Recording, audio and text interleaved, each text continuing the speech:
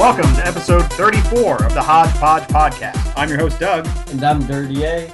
As the name suggests, we're going to talk about a hodgepodge of topics from movies, music, TV, and other pop culture events. And on this episode, it's our 2014 summer movie preview. You can reach us at the Hodgepodge Podcast at gmail.com, or over on our website, thehodgepodgepodcast.com, or over on my review blog, dougreviews.blogspot.com. And we are at the end of April. And the summer movie season is nearly upon us. Summer is coming. Summer is coming, son. You were born in the long winter. There's a lot of movies coming out. Entertainment Weekly puts out their preview. Well, you know, all the magazines put out their preview. But Entertainment Weekly, that's the magazine I generally read on my Nook by Barnes & Noble. If we can get a sponsorship from them, that'd be great. That was a shameless plug for the handfuls of people that listen. Yeah, exactly.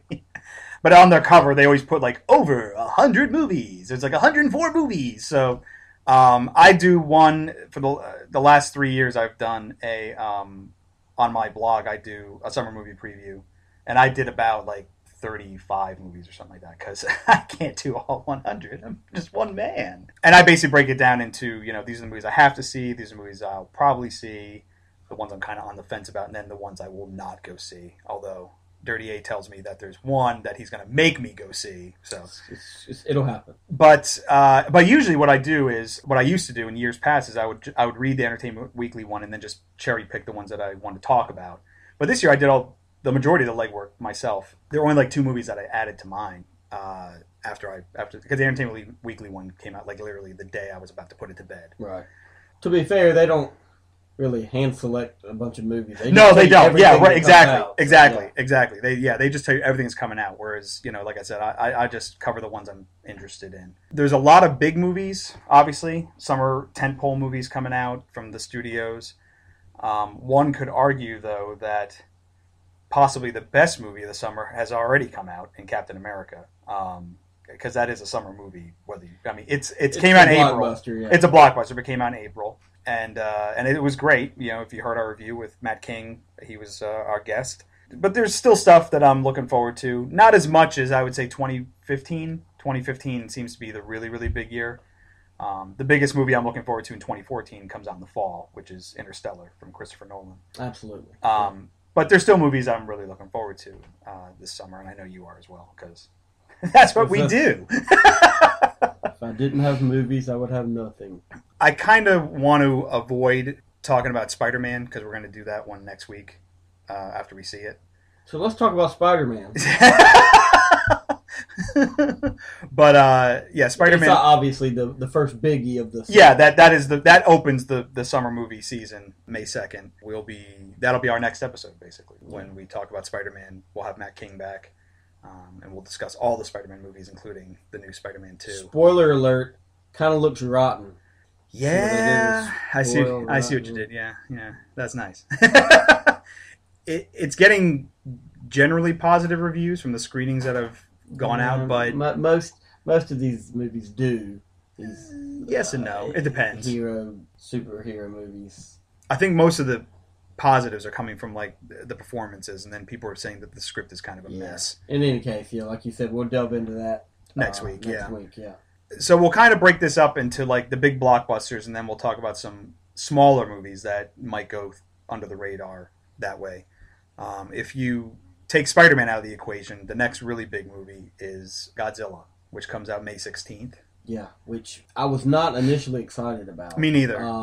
I mean, it always seems like a great idea and a great concept for a movie, you know, and I certainly love like the original Godzilla and Godzilla versus, you know, movies that they did back when. They were always fun to watch, and Riff Track and all that good stuff. But like, especially that 96, was it 98. 98 piece of crap. Yeah, with Matthew Broderick. Yeah, that was just and so that soured my taste for Godzilla. And the initial teaser trailer for Godzilla, I was still just kind of like, whatever. Nah. Yeah, and plus we just got Pacific Rim last year, right, which really raised the bar for these. Yeah, it really did. Monster movies of the deep. The kaiju. That's right. However, when they released the first full trailer for Godzilla, oh man, I was on board. Oh yeah, the thing looks awesome. Yeah, it's director Gareth Edwards, who his only real credit before this was a movie called Monster or Monsters. I think it was like a indie horror thriller. I think. I didn't see it, so I'm not really totally familiar with it. Do you remember? I forget who's in it, but it was a small movie, and then he got the Godzilla job. He has created a real spooky vibe with the trailers. Yeah, it almost makes it Godzilla scary again, and if you watch like some of the old Japanese movies, stuff like that, Godzilla is really kind of goofy in a lot of them, especially the later ones. Yeah. But sure. He's really made like a real good vibe about it. It's got a great cast. It's got Bryan Cranston, Aaron Taylor Johnson from Kick-Ass and Future in the Avengers as Quicksilver. His sister in the Avengers, Elizabeth Olsen, is also in this. And in this movie, she plays his wife. So, hey, in the Marvel Comics, Scarlet Witch and Quicksilver have a weird relationship. Yeah. Works for the Lannisters. Works for the Lannisters, exactly. And Ken Watanabe is also in it. The thing that I discovered when I was doing a little bit more research into the Godzilla thing, and this might be an homage, but it's also a little disconcerting. There was an extended trailer that they put out just recently, a couple weeks ago or something like that explains a little bit more of the background and Bryan Cranston's whole role in this. Right. And basically, what it looks like from the trailer, maybe like the Fukushima thing that happened a few years ago in Japan. It might be like a fictional nuclear plant, but it looks like it's similar. His wife gets stuck in there, and when they have to lock it down and stuff like that, and then she dies. And I think they're saying that Godzilla was basically responsible for it, that created Godzilla or something like that. That's the at least what he's led to believe. Right. That's what we're led to believe. And then it's kind of like a Jaws type thing where like Roy Scheider's Brody had a problem, with the shark because the shark, fucking up Martha's Vineyard. Then I found out that Cranston's character's name in the Godzilla movie, his last name is Brody. And I'm like, really? I'm like, is his title going to be Chief? Right. So I was like, ooh, I'm like, that could come across as like a nice little homage. I also thought it was odd that in the trailer he looks at some guy and says, "That's some bad hat, Harry." I was like, wow, they're really pushing this thing. We're going to need a bigger boat. Yeah. But it's a walking lizard boat. That could be a fun little homage, or it could be a real cheesy, like you said, like wink, Yeah. So it's... But other than that, it looks phenomenal. I mean, it looks really good. The monster, Godzilla's huge. Yeah. I mean, as it should be. Well, I saw some chart online, and they showed that he is like this version is like way bigger than any other version they've ever done. Good. Yeah, and it's not like the 1998 version at all. This is more like he walks more like the guy in the suit would in the old Japanese movies, right. Whereas the one in the 98 one was almost like a dinosaur. Yeah, it was more. He was like a T-Rex almost. Yeah. Exactly right. And that movie was just god awful. It was, but it was Roland Emmerich and those guys. So what do you expect? What do you expect? So Godzilla looks good. And I looked up Edwards' movie Monsters. I did see that. It's good. Oh, you did? Okay. Yeah. It's I mean, it's horror-ish, but it's more thriller-based. It's it's got Scoot McNairy. Okay. Yeah, it's actually a pretty good allegory type of movie on post-apocalyptic type. Oh, that's right. That's stuff. what it was about. Yeah. That's right. Yeah. Yeah, because I remember reading about it, and like it wasn't like real monsters. Right. It was, like, psychological, maybe more. Yeah, but the movie's more psychological. Okay. Yeah. Cool. Yeah, maybe I'll check that out. After Godzilla, we have Fox's attempt to continue the X-Men franchise with X-Men Days of Future Past. This is supposedly based on the comic book story from 1981 that was done by X-Men writer Chris Claremont and longtime artist John Byrne. And the story in the comic book goes that it begins in the future, like a post-apocalyptic future, where the government basically hunts mutants down, throws them in concentration camps, or kills them. And the X-Men hatch this plot to send Kitty Pryde back into the past, her consciousness back into the past, because at the time she's only a teenager. So they're like, she won't have the psychic defenses to fight. So when she goes into her old self, exactly, it will work. Yeah. And then she's supposed to help the X-Men stop this event that sets all these events in motion. Right. Unfortunately for Ellen Page, Hugh Jackman is a much bigger star. So in the movie version, they're going to send Wolverine back. And since he's nothing more than a big dumb animal, yeah, right. I figure he could also go back. Exactly. This movie is supposed to have basically all the X-Men characters that aren't dead, I guess, from the original movies in the aughts, and then also the First Class cast from 2011. Yeah, though there are heavy rumors that a lot of these have been cut to bare minimum characters on screen. Yeah. So some of your favorites you're likely to only see very small bits of. Yeah, it mainly takes place in the 70s. Yeah. And the main cast is basically Hugh Jackman as Wolverine, Michael Fassbender as Magneto, James McAvoy as Professor X, and Jennifer Lawrence as Mystique. And then you've got what's-his-face as the Beast, her boyfriend in real life. Yeah. Nicholas Hoult. And that's the main cast. Peter Dinklage joins the cast as Stephen Trask, who's the guy who creates the Sentinels. I'm so happy they're finally putting the Sentinels in a damn X-Men movie. Yeah, if you watch the old 90s cartoon or read the comic books, the Sentinels are these mutant hunting robots. Yeah, I mean, they're big-time villains. Yeah, they're the prime everyday villain for the X-Men. They sort of kind of sort of made an appearance in X-Men 3, but it was in a Danger Room scenario. And they don't really show them all the way. These Sentinels are not going to be as big as buildings like they were in the cartoon and in the comic books, but they are pretty badass. Yeah. They're still stories high, but they're not. Yeah. They're like, I'd say they're probably like 10 feet tall. 10 to 11 feet tall, yeah. but they're not, you're right. They're not like towering over buildings like you would see in the comics or the cartoon. Like they're walking through a forest and they part the trees and go, hello. Yeah.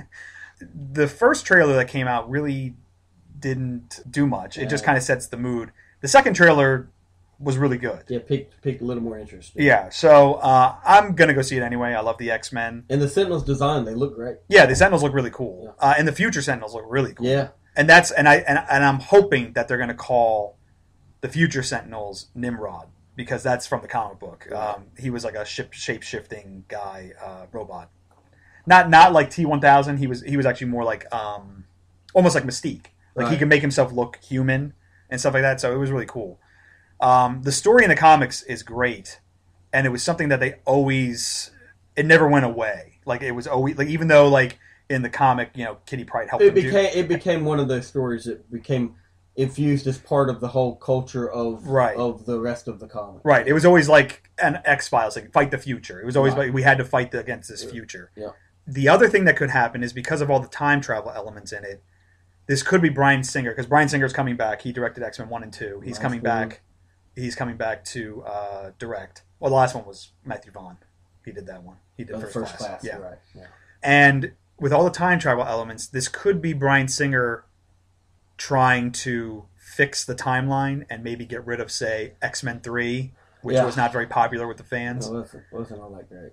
So we'll see what happens. I have my theory of what's going to happen. I won't say it in case it's a potential spoiler, but I have my theory about what might happen at the end of this movie. And if they do it, it would be pretty cool. But not to toot my own horn, but it would be pretty cool if they did it. Of course, they already have the next X-Men movie already planned out for 2016, Apocalypse. Yeah. And they say that's set in the 80s. Obviously, I'm really looking forward to that one. Yeah, and it's set in the 80s. Yeah, exactly. Imagine that. No. That one's really... That piques my interest a lot more, even though I am looking forward to this one now. X-Men, I love the X-Men in general. Didn't read the comics, but I followed the storylines, if you will. Right. And I watched the cartoon. Right. And all the cartoon really was just jamming all the history into like exactly, one, that's you know, exactly right. 20, like 30 years of history at the time into. So, a huge fan, but the movies, other than the first one, which I really enjoyed, the movies have just been okay for me. Yeah. Like I didn't get as I don't even get that excited anymore about it because they just Well, the problem is with the X movies. Wolverine, I mean, was great until the end. Yeah, right? the last 15 minutes are all we've talked about that. But I'm really hoping they'll return to some classic stuff here. Yeah, and get back to the basics of a good comic action movie. Right. Yeah. So that's X-Men. My personal favorite is X-Men 2. I thought that one was great. X-Men 2 for me is one of the best comic book movies ever made. Wow. Okay. I love that movie. It's just the way they did the characters, everything. Wolverine's great in it, and then the Jean Grey dynamic. So X-Men 3, it kind of fell apart. Wolverine Origins was god-awful. Oh, yeah, that was not good. First Class was pretty good. It was kind of campy, though. That was the thing. It was too campy. And then... but it did some stuff good. Right. Some stuff well, rather. And then the Wolverine, I loved it right up into the Robot Samurai, which was awful. Yeah, that was not good. But the epilogue at the end was good, though, too. I like the epilogue. Oh, the epilogue was awesome. That was the best part of the movie. High hopes for X-Men Days of Future Past, but we'll see. Yeah, I'm not going to hold my breath. But some that are on my list for ones to check out. One of the first ones coming up here in May is one of the last movies you'll see the late, great Philip Seymour Hoffman in. It's called God's Pocket. Right. Unfortunately, one of the last movies you'll see Hoffman in, although he's got another one I think we'll reference later. But this movie, I actually just saw the first trailer for when I went to see a movie this weekend, and it really looks good. I'm looking forward to finally seeing him on the screen again. And he basically the storyline is that he's come to for help, and he it seems that he's kind of has left a life of crime, but he is a if not a head boss of a crime organization, he was a fixer of sorts, right? And he's kind of reached out to for some assistance. It's really hard to tell from the trailers. You know, the trailer, it had me excited just to see him again. Right. And I'm definitely going to go see the movie.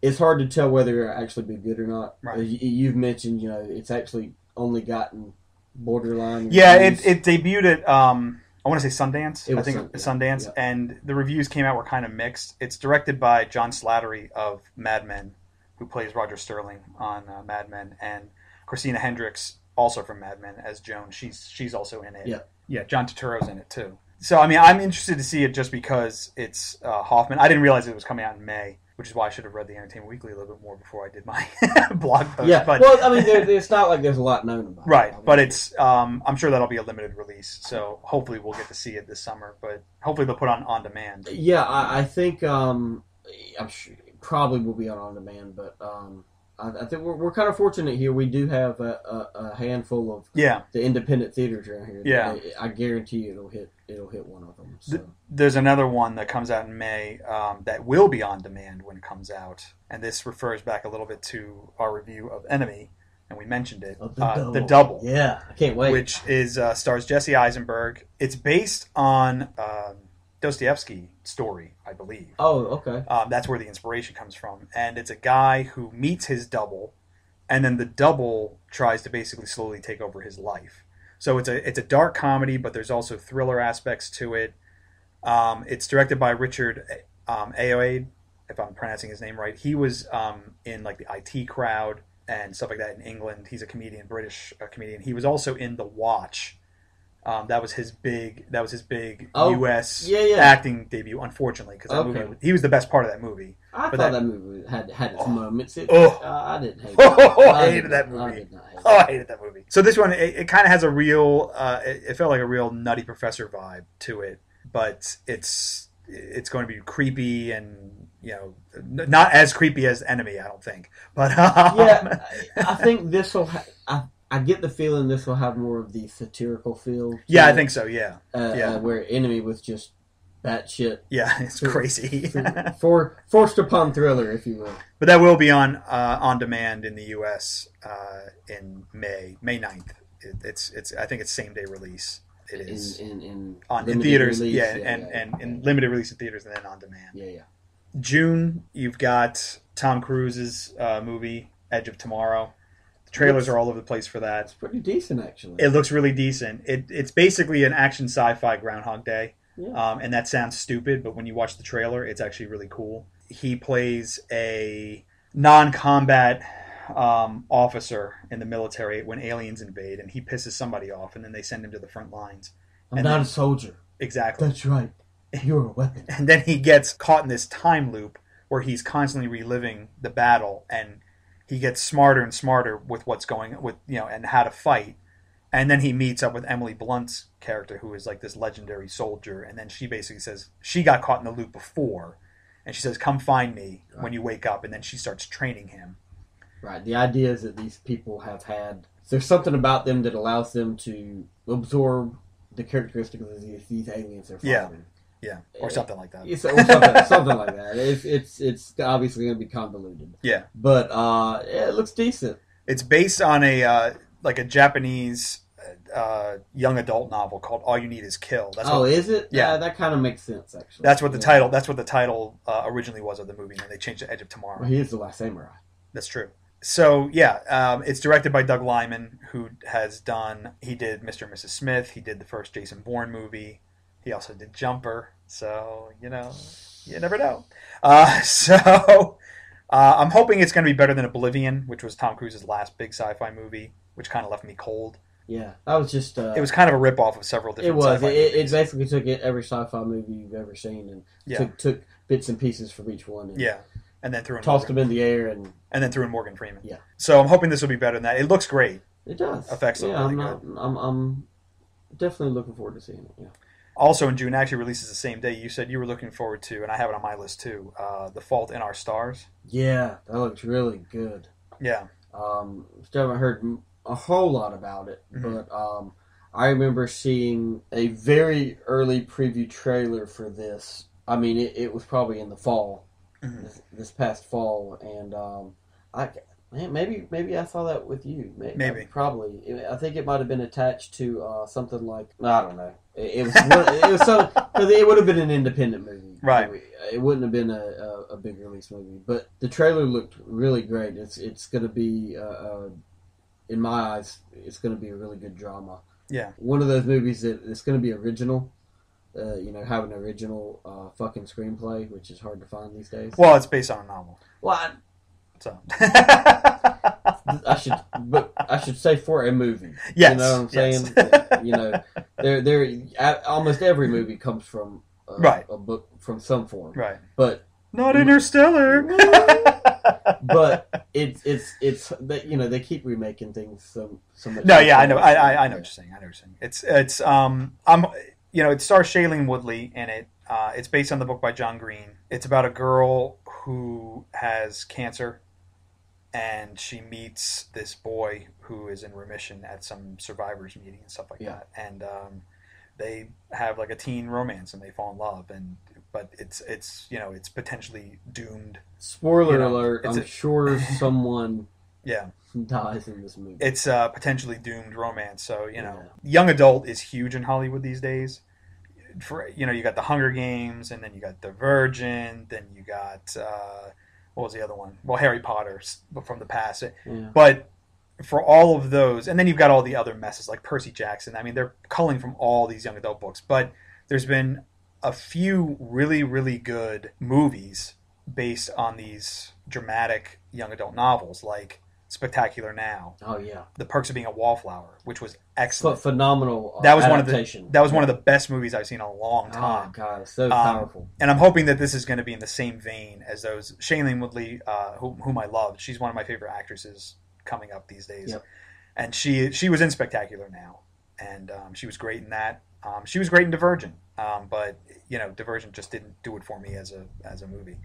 So I'm really looking forward to this. Maybe one of the next three will. Yes, because now they just revealed that they're going to take the third one and split it. Yes, they did.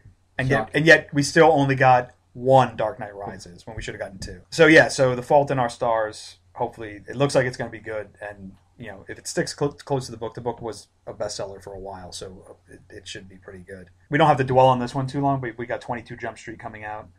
First one was really, really funny. It was surprisingly funny. I thought it was going to be really dumb. I mean, it was really dumb. Yeah.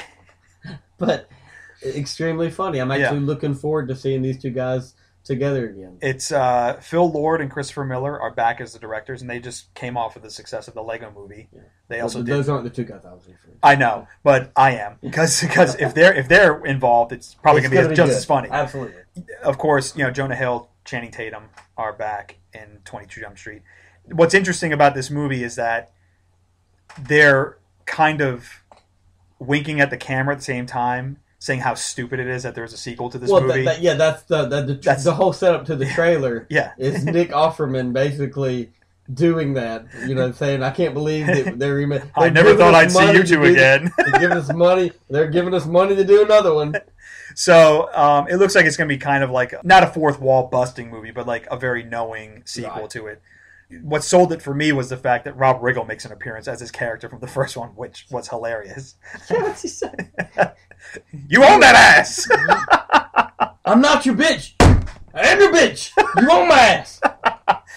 So it looks like it'll be pretty funny. I'm hoping it's going to be just as good as the last one. Yeah. But the thing that rankled me about the first one, obviously, is that it has absolutely zero to do with the TV show. Right, it is. I mean, the TV show was like a groundbreaking drama for its time on Fox, and they turned it into like this goofy comedy. It's nothing in this again.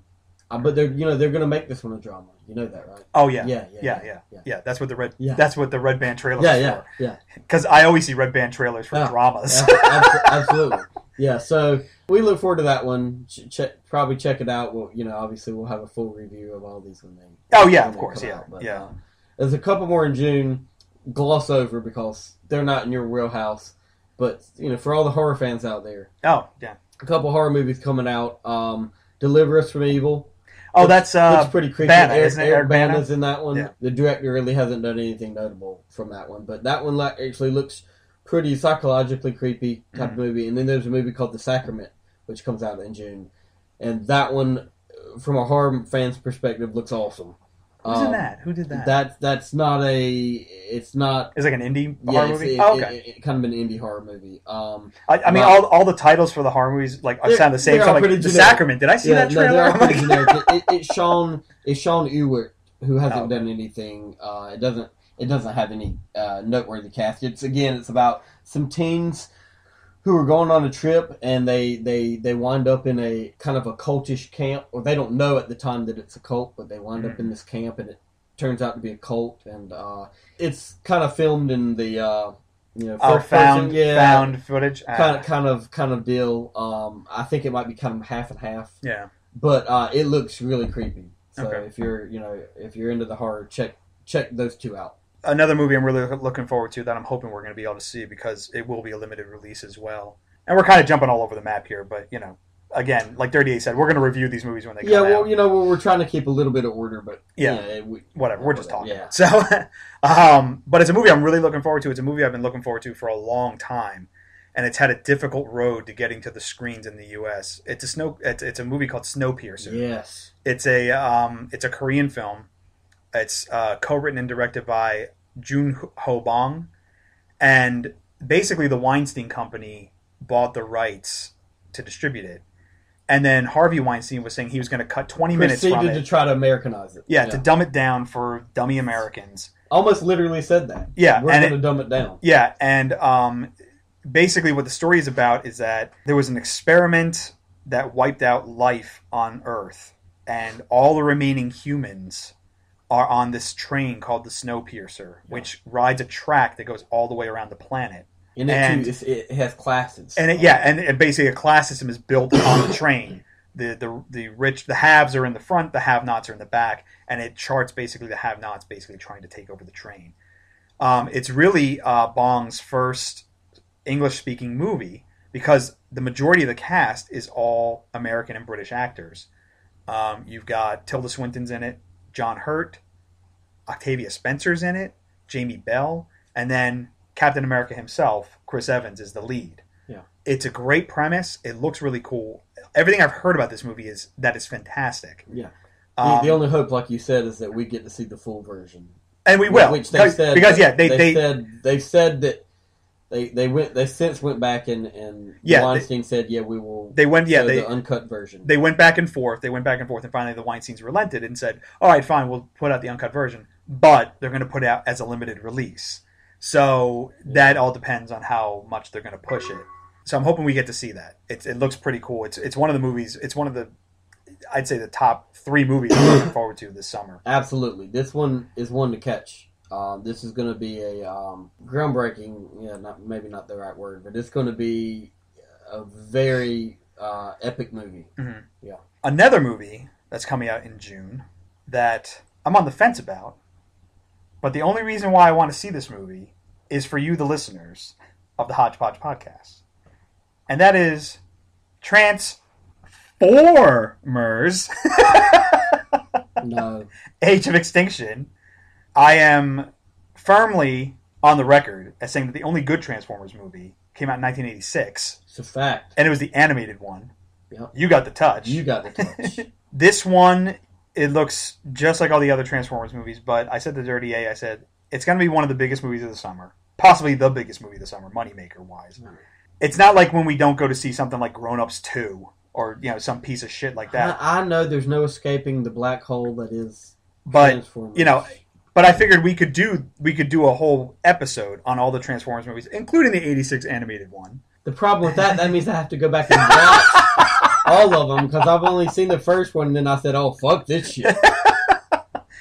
To me, it looks like Unicron might be in this movie. I don't know, because there's this big thing floating, and it looks like Unicron a little bit. I don't care. The Dinobots are in it. Whatever. It's probably going to be awful. Mark Wahlberg's in it. He's replacing Shitty Beef in it. I mean, Shia LaBeouf. Hey, I think I found a Transformer.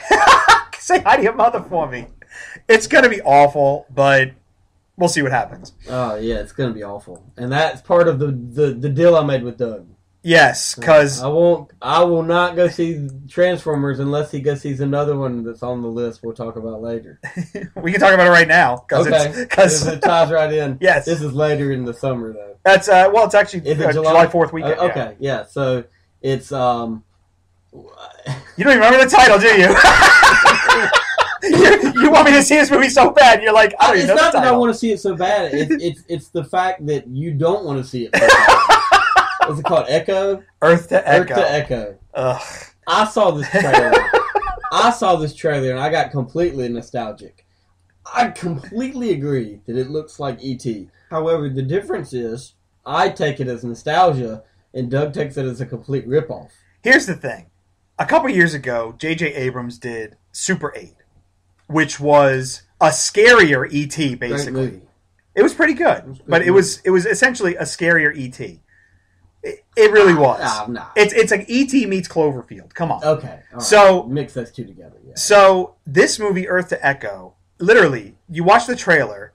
Some kids discover an alien and try to protect him from people who want to harm him, and then they try and help him get home. Yeah, but Doug, they use sound familiar? They used Skittles, not Reese's Pieces. No, there's none of that in there.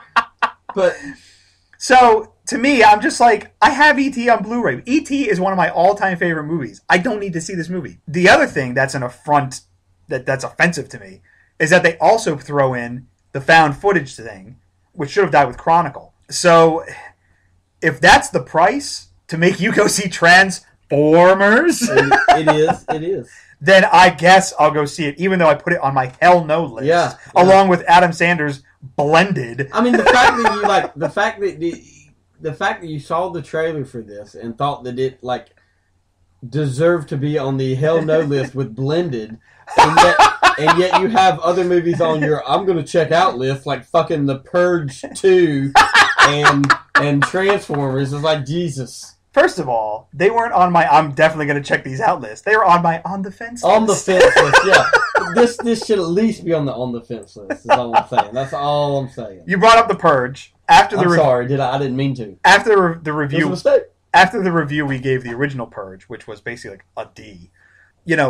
I never thought I would ever think to myself, "Hey, I might go see the sequel." The only reason why is because when we saw the trailer for it just recently, I turned to you and I was like, that's the way you do the sequel. It's like it doesn't focus on any of the characters from the first one. It's basically like, and it looks like that's what they're going to turn this into, is some anthology series, basically. Right. Like Saw, I guess, but not even Saw, because Jigsaw is he carries through all those movies, right? The Saw movies. I think maybe except the last one. Okay, but yes. So, but basically, it focuses on these two kids, I guess, that get stuck outside when the purge starts. And if you didn't see the purge, basically, it's set in the future, not too far in the future, but about 10 years in the future. Yeah, something like that. It's some ridiculous short period of time. One night a year, the government lets people commit any crime they want, and that supposedly keeps the rest of the year no one peaceful. Wants to commit any crime. I got to be honest with you. If I do that for 12 hours, I'm going to be like, I would do that more. But it focuses on these two kids that get stuck outside. But also, there was a more recent trailer that adds another piece of the puzzle. Frank Grillo, who was just in Captain America, as well, we won't spoil anything in Captain America if you still haven't seen it yet.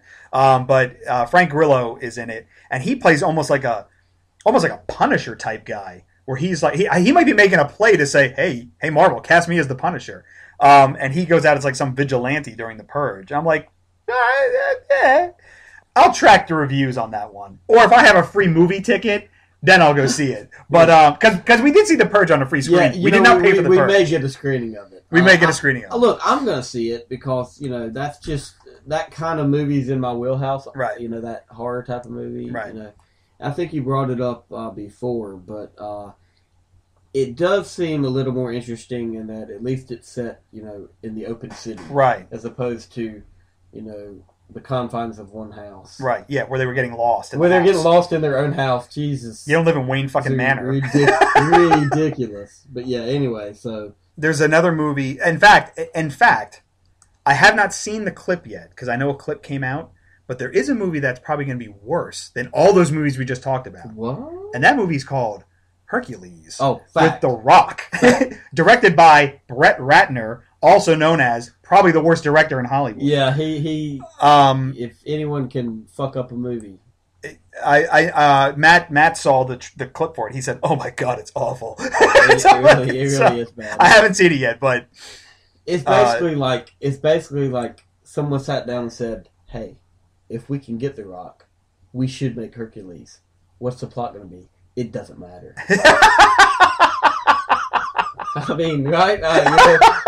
It doesn't matter because we have The Rock as Hercules. No, nothing else matters after that. I mean, the first trailer I saw, I'm like, is this Conan? Did they finally get The Rock to play Conan? Well, pretty much. The trailer is basically this. Picture some cutscenes back and forth. And 3 times you hear, like, who are you? And then at the end you hear, I am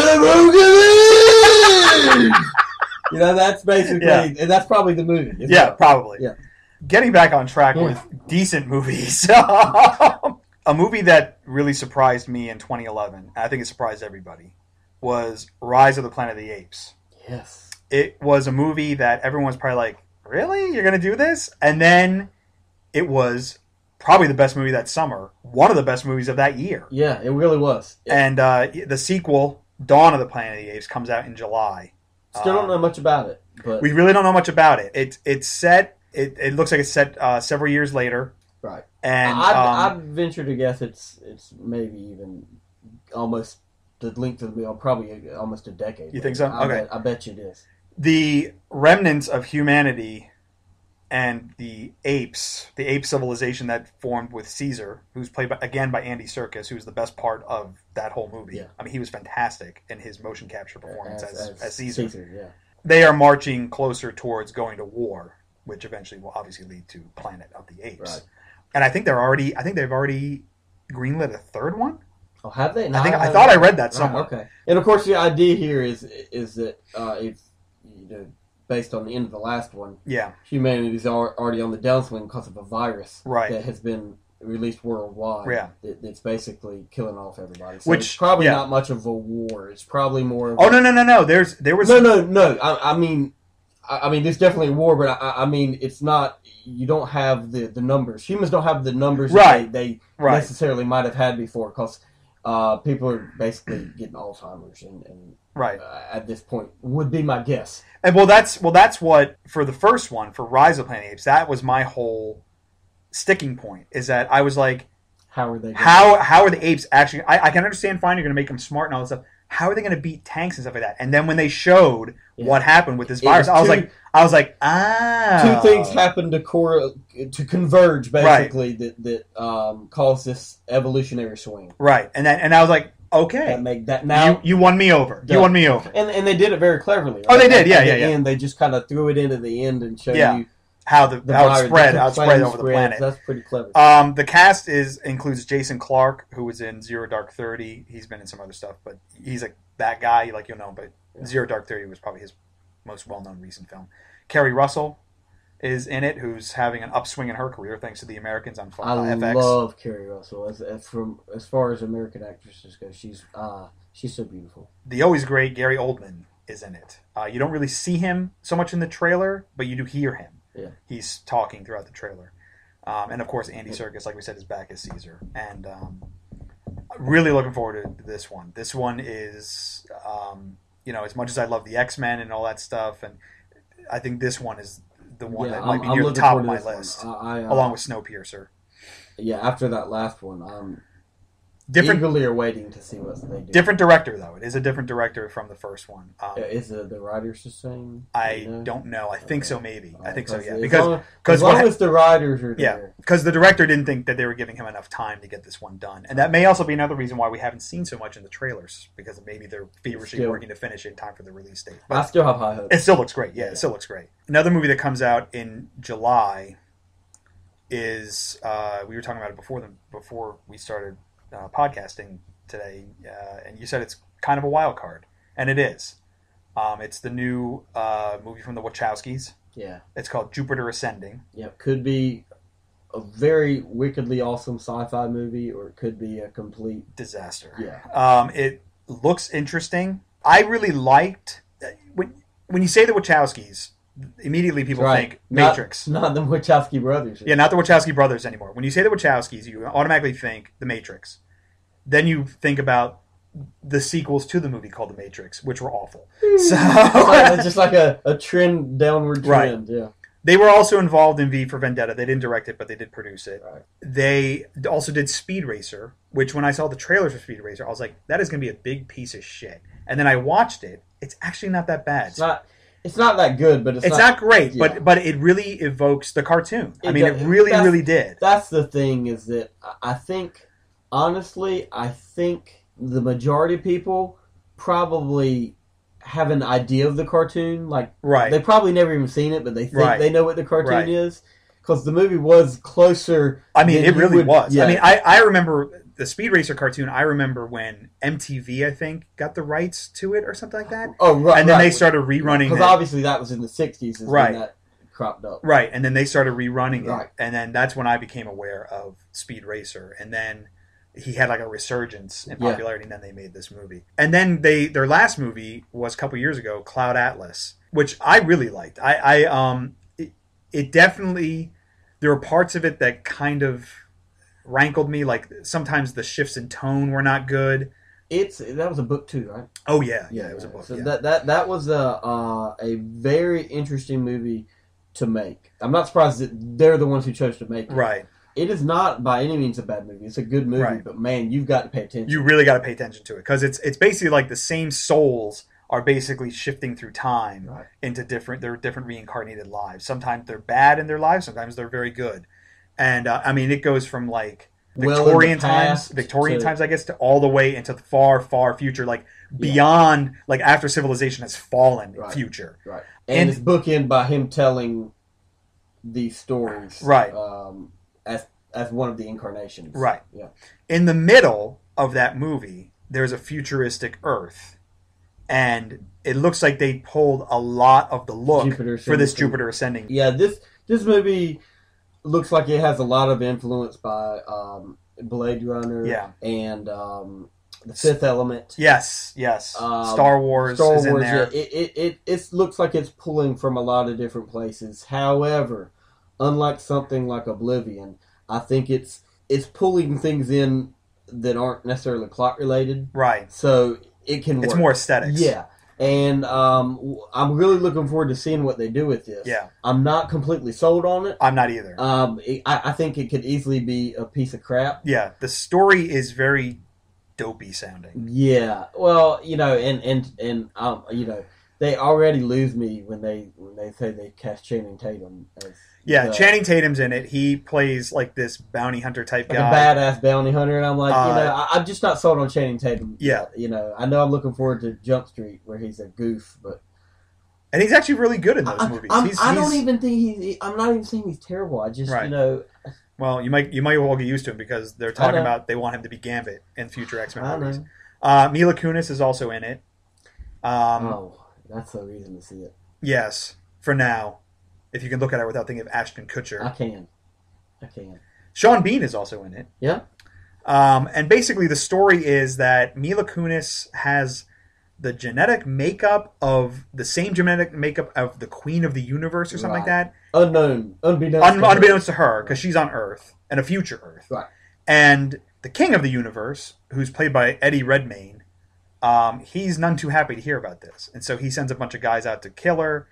Channing Tatum comes to protect her, and it'll be very interesting to see where they go with it. I'm hoping it's good. Like you said earlier, it's about originality. It's one of the only original movies out this summer that's not based on a novel or a comic book or a sequel. Should say one of the possible blockbusters. Right, yes. Yeah. Right, yes. Yes, that's not based on something else. Yeah. Also in July, you hinted at this movie earlier, and it's one that we're both really looking forward to. And this could end up being the last movie for Philip Seymour Hoffman if God's Pocket's coming out in May. This is A Most Wanted Man. It's based on the John le Carre novel of the same name, directed by Anton Corbijn, which I was surprised to see. Anton Corbijn was a photographer. He worked with U2 a lot and Depeche Mode. Oh, okay. He's a music video director. He did a lot of videos for Depeche Mode, a lot of videos for U2. For Depeche Mode, he actually created their, ever since 1990, I think, he's created their stage designs and the movies that they show behind them and stuff like that. Oh, wow. This is a different direction for him. Yeah. And so, but he has done 2 feature films.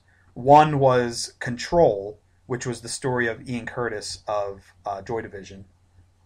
That's a great movie, but it's really depressing. And then he also did The American with George Clooney, which was was a very European flavored thriller. That was a very good movie. One of my friends blamed me for directing him towards The American because he was like, "You owe me $10." And I was like, "Hey man, it's not The Bourne Identity. It's it's a very." Oh, he didn't like it. No, he didn't like it. It's The American. It's very European. It's very slow mass burn. Audience here is not going to appreciate that movie. That's true.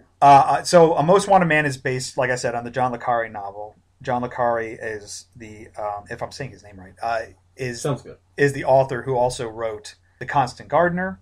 He also wrote Tinker Tailor Soldier Spy, which were both slow burn thrillers. Yeah, I never saw The Constant Gardener, but Tinker Tailor is awesome. It's a great movie. What a movie. The very, very slow burn spy thing. Right. This is set after 9/11. Hoffman plays a Gunther Bachmann. He's a German he's an intelligence officer with Germany. And he has this whole system of where he recruits lower level, I guess, terrorist agents or something like that, or people in the Islamic world, and then uses them to move up the food chain to get higher level targets. And this is about one of his... basically creating assets for himself. Correct. To move on up. And this is one of his ops. And it's got Robin Wright is in it, Rachel McAdams, Willem Dafoe, Daniel Bruhl, who we liked a lot in Rush. It's a great cast. It's interesting to see Anton Corbijn take this next step as a feature film director, because this is a pretty big movie. It's going to be bigger now. Now that Hoffman built Hoffman's last movie, it's gonna. There may be one more. I think maybe out there. I can't remember. I mean, here's the thing. I'm sure even you can find some on shelves. Right. Probably pulled out years from now. But as of now, this is it. This and God's Pocket are it. So I'm really, really looking forward to this. I had no idea when it was coming. I'd heard about this movie for a long time. And even before his, unfortunate untimely death. Yeah, we were like, can't wait for this. Yeah, this is going to be awesome. It's going to be great. Looking forward to that. It's due out at the end of July. One that I want to mention that I saw the trailer for when I was over in London. Okay. It looks like it could possibly be a little too hokey to be actually really good and emotional, but it's called A Long Way Down. Okay. It's with Pierce Brosnan and Aaron Paul and Toni Collette. Oh, wow. And there's a fourth. So the premise of this movie is that Pierce Brosnan is going to kill himself. He's like at the top of a building that's kind of known for suicides. Gonna kill himself, and then up comes Toni Collette, who's about to kill herself, and she's like, basically, let me know when you're done, kind of thing. And then they're talking throughout the night. A total of 4 people end up on that building ready to kill themselves, and they form this kind of pact that we're going to make our lives better, and we're going to be friends with each other. And they, the media takes a hold of the story, but it's kind of a story of life and redemption kind of thing. It looked interesting to me at the time when I saw the trailer. It looked like it could be kind of powerful, but it depends on how they turn the comedy parts of it. Right. It's kind of hard to tell, but I'd throw this on my kind of the ones to watch for. Right. It's maybe not a must. Right. But I'd be on the lookout for that. The director doesn't look like he's done much before this, but the movie looks it looks like it's trying to be genuine. Right. And it's got a pretty good cast. It's good to see Aaron Paul doing something a little different. Not Need for Speed. Not Need for Speed, right. This is really more of a, I think, European style movie. So we'll see how it plays with the American audience. Right. So there's that one looks pretty decent. And then there's one that we kind of talked about, but you're not really, you're kind of like, meh, it's I Wish You Were Here. Wish I Was Here. I Wish I Was Here, sorry. Zach Braff's movie that's noteworthy because he's financed it using Kickstarter. It looks, for me, I really like Garden State, and I like Zach Braff and his style. So I'm going to give it a go. It's kind of a story about I think it's an actor dad. He's like an actor or a rock star or something. I think an actor who's got his kids and he's trying to figure out his life and kind of a family story. It's certainly going to be a satirical comedy, but it seems to me like he's playing right off his tones from Garden State. Right. It's going to be real subtle humor in there. I'm looking forward to it, but I realize that he's lost a lot of steam since it's been so damn long, and the fact that he has a lot of controversy because he used Kickstarter to finance this film, when it's like people are like, why would you do that? You got all Hollywood to work with. So I mean, I'll go see it for sure. It's just that I know that coming out of the festivals, it got some mixed reviews and stuff like that, and I'm just like, but. It's not one that I have to see, but I mean, it's not one it's one I will see, but it's not like I'm not going to throw it at the top of the list. I mean, because I like Garden State too. I mean, Garden State was a good movie. Yeah, that movie catches a lot of flack these days. There's a lot of revisionary, I think, people going back and slamming it nowadays. Right? Yeah, it's interesting because when it first came out, it was getting all kinds of lauds and at least award talk. But after several years went by, people don't. There was a backlash against it. But it's a great movie. August is usually. This has changed over the years, but August is usually the dumping ground for bullshit. But it's kind of changed over the years. Yeah, I guess when the Bourne movie started coming out, August started to actually mean something because they put.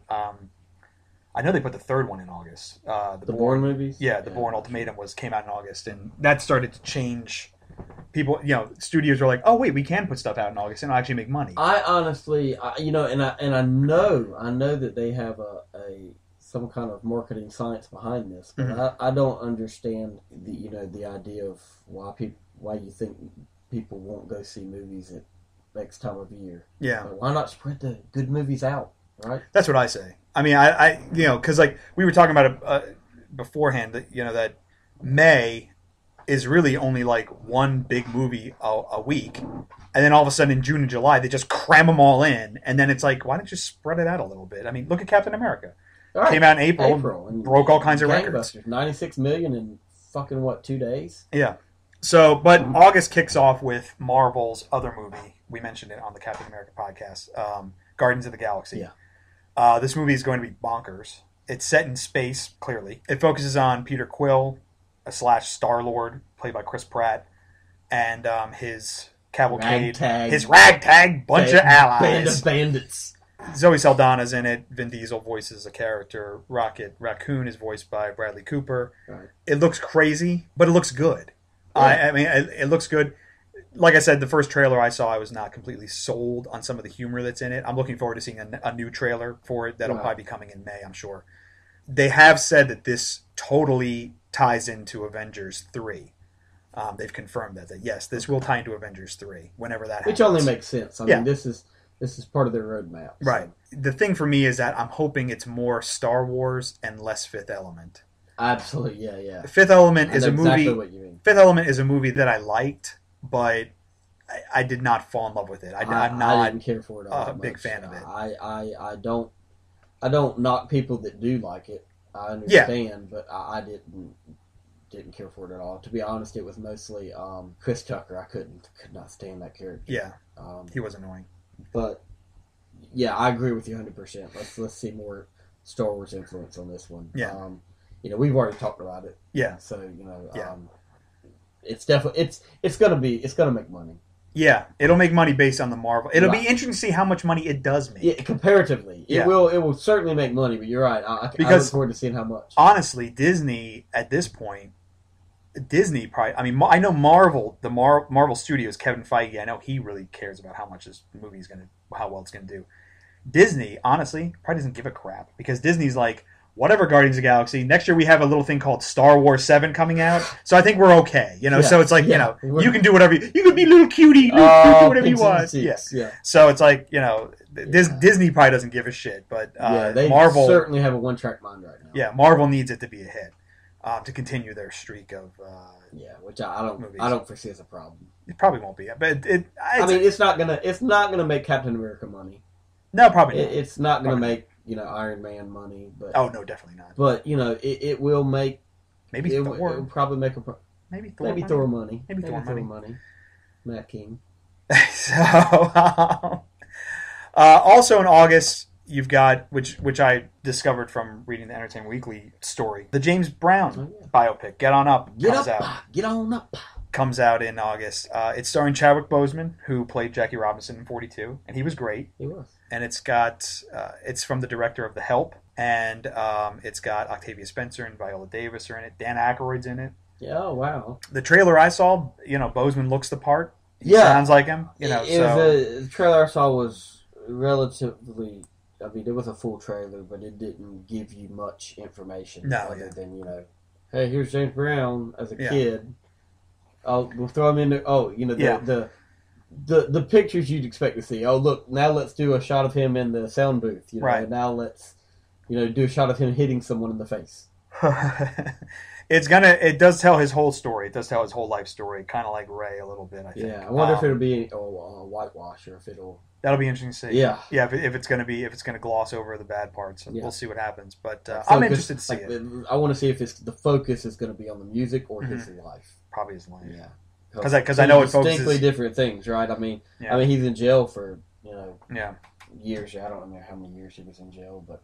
But it focuses on the two main women in his life. One was Octavia Spencer, plays his aunt, and Viola Davis plays his mother, who abandoned him, basically. So that's going to be a big focus of it. I know that. It'll be interesting to see what they do with it. Yeah, but the idea though is that what I meant by focus on the music versus the man is that he's not a good man.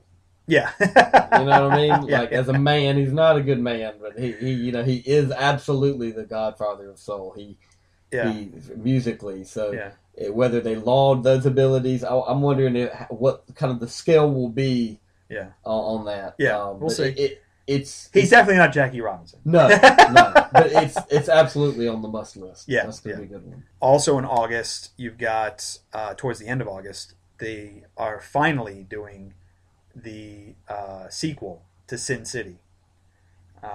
Sin City came out in 2005. This has been in development hell forever. And Robert Rodriguez and Frank Miller finally got their acts together, and they're going to do it. I remember for the longest time, Angelina Jolie was attached to this movie, but she's not doing it. Right. It's a lot of the cast from the originals in it, because a lot of the tales that are in this are going to be prequels. It's more of like an anthology movie than like a direct sequel to Sin City, because Sin City was an anthology as well. Yep. But a lot of like Mickey Rourke is back in it, and Bruce Willis is in parts of it, and Elijah Wood, I don't think is back. No, he's not. No, Joseph Gordon-Levitt is one of the new additions to the cast, but I think Rosario Dawson's back. Jessica Alba's back in it. You've also got Ray Liotta's in it. Powers Booth is back. He was in the first one, and Josh Brolin plays Clive Owen's part. Because if you remember in Sin City, they said that Clive Owen's character had plastic surgery. Yeah, he had the surgery to... This is before that. Nice. So Josh Brolin plays him from before that. So I'm really looking forward to this. Yeah, I mean, it'll be interesting to see how it holds up, because really the main draw for that movie was the aesthetic. Yeah, the style and the aesthetic of it. So it'll be interesting to see how that... Because they're filming it the same exact way, with all green screen. Everything's all very stylized and cartoony. Original. And you're right. You're right. That it was...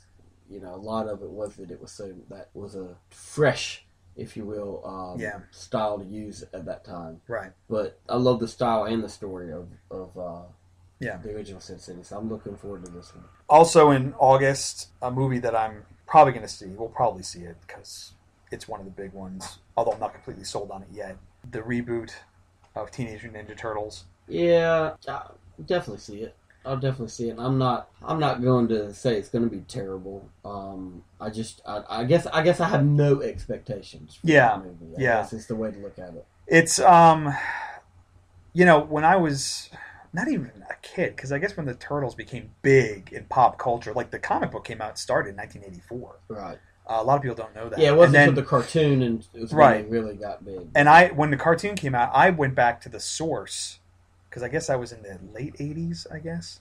And I was I was getting into comic books then, so like I went back to the source and went to the comic books. The comic books are hyper violent, and they're so much darker than that cartoon was. And it was more about like the mutated animals and stuff like that. Like it wasn't like the cartoon where like Splinter was a man and then became a rat. It, like Splinter was a rat in the comics. It was more like the first movie that they did. They based that more on the comic book than the cartoon. This one, they're rejiggering it a little bit. Megan Fox plays April O'Neil. Strike one.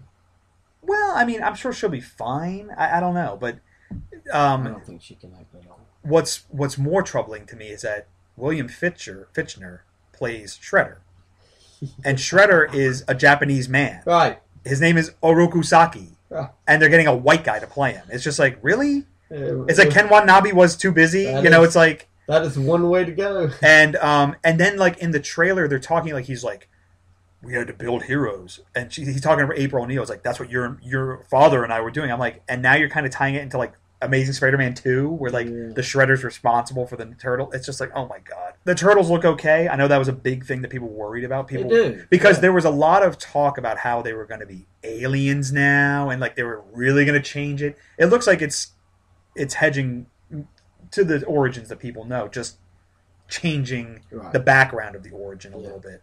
But the CGI of the turtles themselves look great. Yeah, they look okay. They look good. But see, for me, it's like, because the origin, like, I know there's like people who love the Ninja Turtles, like, it's like that was their jam when they were kids. Yeah. And like, like I guess G.I. Joe and Transformers are for us, I guess. Yeah. But it wasn't really the case for me with Turtles, because the thing is, for me, that's so funny about Ninja Turtles, people getting all worked up about the origin and don't change it. It's like these people do know that it started as a parody of Daredevil and Uncanny X-Men. Right. I mean, that's really what it was, and in the comic books. So it really wasn't supposed to be taken completely seriously, even though it was a pretty dark comic book. So that's always funny to me. For me, as long as they have the theme song from the video game, the old Nintendo game, as long as that's in it, I'm sold. That's going to be your selling point. Yeah, that's my selling point. that song better be in there. Yeah. And then there's another movie in August I think you're looking forward to more than I am. What's that? Starring one Black Widow. Oh, yeah, Lucy. Lucy. Yeah, and you actually turned me on to the trailer for the first time for this. It's just kind of right up my alley of sci-fi type of movies. This is Scarlett Johansson. She gets kidnapped and is basically forced to be a drug mule. I don't know how they have her ingest. I think they surgically put it in her. They surgically put it in her chest cavity there. And the drugs seep into her system and she gets superpowers. Yeah. You know, it's a very fantastical type of story. And from the trailers, just like she wants to have the drugs taken out of her system, or taken out is kind of the original plot point. But obviously, she's got all these powers now. She got super strength, super hearing. You name it, she seems to have it. I don't know where it's really going to go from there, but it really looks interesting for me just because I love shit like that. The premise is that the drugs are allowing her to, quote, use her whole brain. Tap into her whole brain. Right. As Freeman tells you. Yeah, Morgan Freeman. Yeah. And this was the plot, basically, of Limitless with Bradley Cooper, which was a good movie. Limitless was good. Yeah, not bad at all.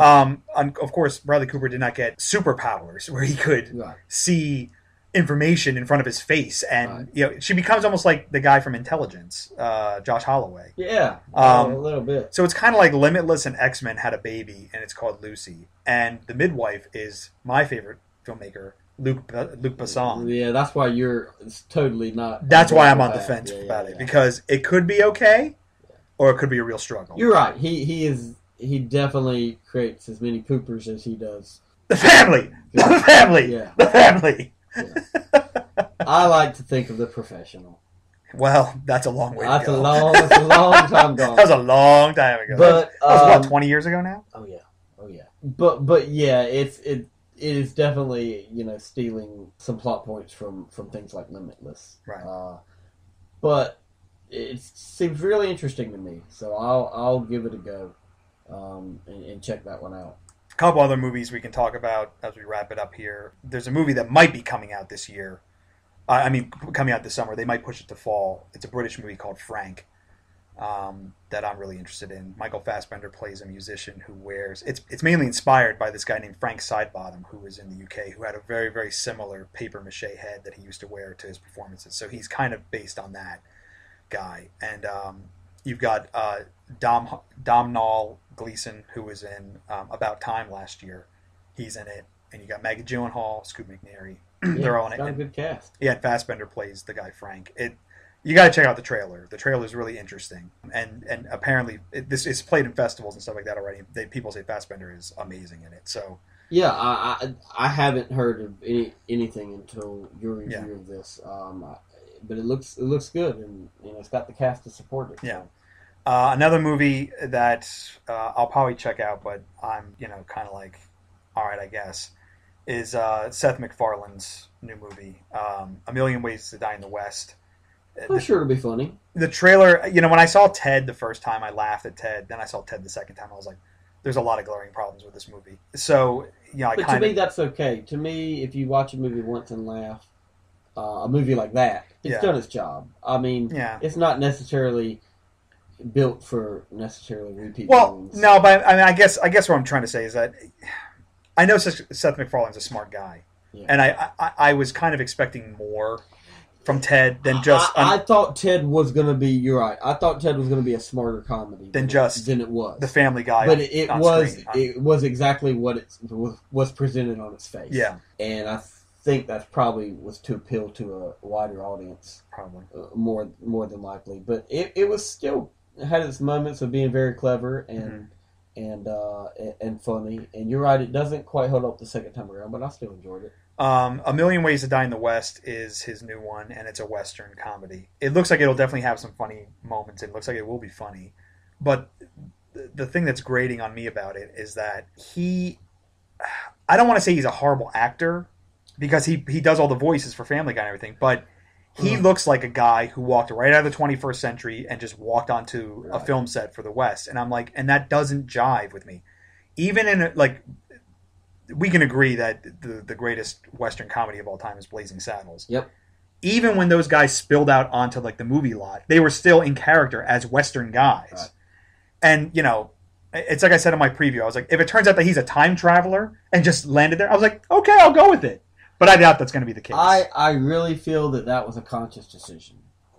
I really feel that they're putting them in this garb, but they're not making them, they're not dirtying them up. Or I think, because it's not just him. They all Charlie.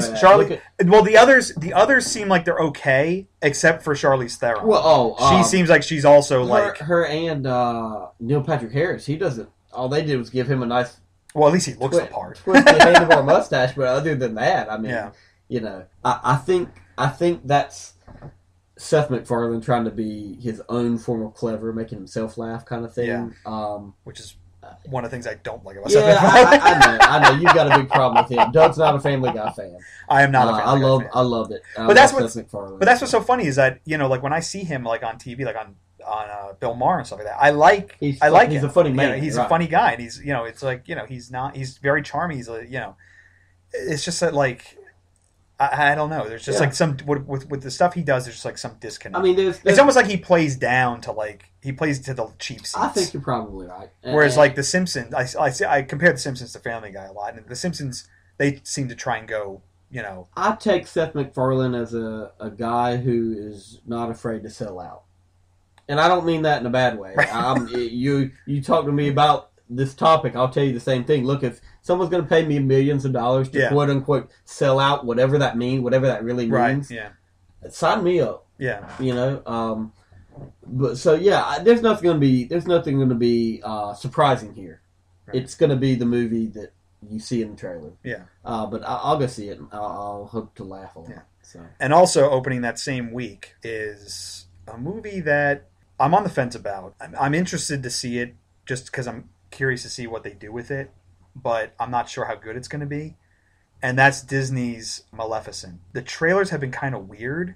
It's supposed to be basically telling the quote-unquote true story of the villain from Sleeping Beauty. Right.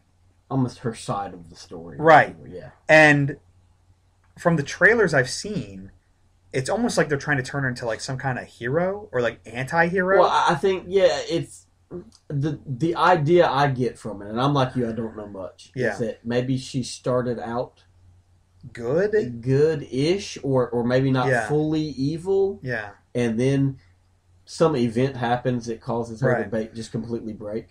But then she puts a curse on a baby, and it's really hard to walk that back. Yeah. So, so I'm kind of curious to see. It is rated PG, so I mean, apparently you're gonna be able to take your kids to go see it. Although parts of it look scary as shit. Look kind of spooky, right? For for a little kid, 6 or 7 year old that might get freaked out a little bit. Angelina Jolie plays Maleficent. She looks great. She does. I mean, they very did stylized. Now people keep looking at her and they go, "Have a sandwich." I'm like, her cheekbones are prosthetics. It's like she's not that thin in the face. It's makeup, people. It's makeup. Calm down.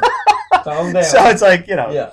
But she looks great, and she really looks to capture the part, but you know, we'll see what happens. Charlton Copley's in it too. I think you're right. I think it'll be a well stylized movie, so most Disney films are. Yeah.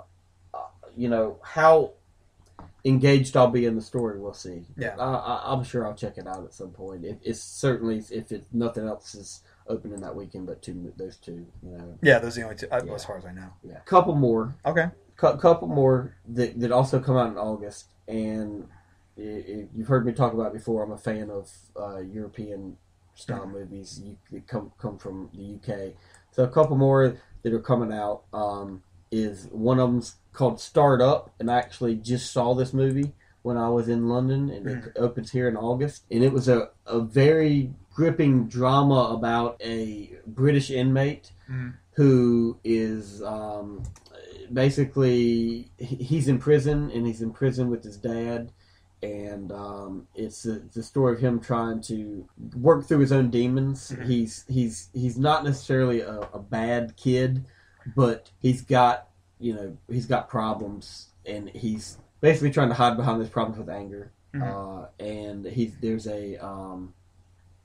a counselor who's trying to help him out of the situation, It's a very graphic movie, Okay. but it's a really good story. And if it does open here in August, my guess is it'll still be limited. Oh yeah. Check it out if you can catch that one out. The other one that I really want to see that's coming out here in August, and I'm not sure when it actually opens. It's called Calvary. Yeah.